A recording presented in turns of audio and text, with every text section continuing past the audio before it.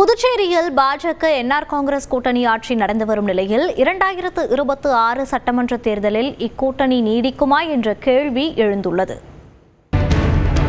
புதுச்சேரியில் என்ஆர் காங்கிரஸ் தலைமையிலான தேசிய ஜனநாயக கூட்டணி ஆட்சி நடைபெற்று வருகிறது. வரும் சட்டப்பேரவை தேர்தலுக்காக என்ஆர் காங்கிரசுடன் மீண்டும் கூட்டணி அமைக்க பாஜக காய்களை நகர்த்தி வந்தாலும் அதற்கு முதலமைச்சர் ரங்கசாமி பிடிகொடுக்க மறுப்பதாகவே அரசியல் வட்டாரத்தில் பேசப்படுகிறது. புதுச்சேரிக்கான மாநில அந்தஸ்து கோரிக்கை நிலுவையில் இருப்பதும் அரசு திட்டங்களை செயல்படுத்துவதில் துணைநிலை ஆளுநர் தடையாக இருப்பதுமே இதற்கு காரணம் என்று கூறப்படுகிறது. கடந்த முறை 9 தொகுதிகளில் போட்டியிட்ட பாஜக இந்த முறை 14 தொகுதிகளில் போட்டியிட விரும்புவதாகவும், ஆனால் அத்தனை தொகுதிகளை கொடுக்க ரங்கசாமி விரும்பவில்லை எனவும் சொல்லப்படுகிறது. ரங்கசாமியை கூட்டணிக்குள் மீண்டும் இழுக்க பல்வேறு அஸ்திரங்களையும் பிரயோகித்து வருகிறது பாஜக.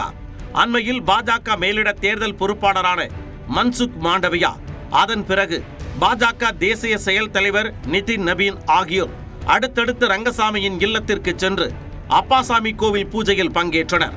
அப்போது ரங்கசாமியின் காலில் விழுந்து ஆசி பெற்றார் நிதின் நபீன். இந்த சந்திப்புகளின் போது கூட்டணி பற்றி பேசப்படவில்லை என்றே கூறப்பட்டது.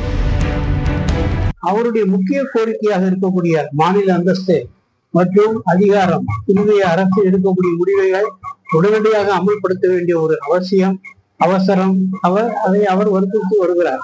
இதை அவர் நேரடியாக மேலிடத்திலும் சொல்லியிருக்கிறார். குடியரசு துணைத் தலைவர் CP ராதாகிருஷ்ணன் புதுச்சேரி சென்றிருந்த வேளையில் புதுச்சேரிக்கு மகத்தான திட்டங்கள் விரைவில் வரும் என்று பேசினார். இதுவும் ரங்கசாமியை கூட்டணிக்கு அழைப்பதற்கான சமிக்கைதான் என அரசியல் வட்டாரத்தில் சொல்லப்பட்டது. அண்மையில் புதுச்சேரியில் தாவேகா தலைவர் விஜய் பாஜகவை விமர்சித்தும் அதன் கூட்டணியில் இருக்கும் என்ஆர் காங்கிரஸ் தலைவர் ரங்கசாமிக்கு நன்றி கூறியும் பேசியிருந்தார்.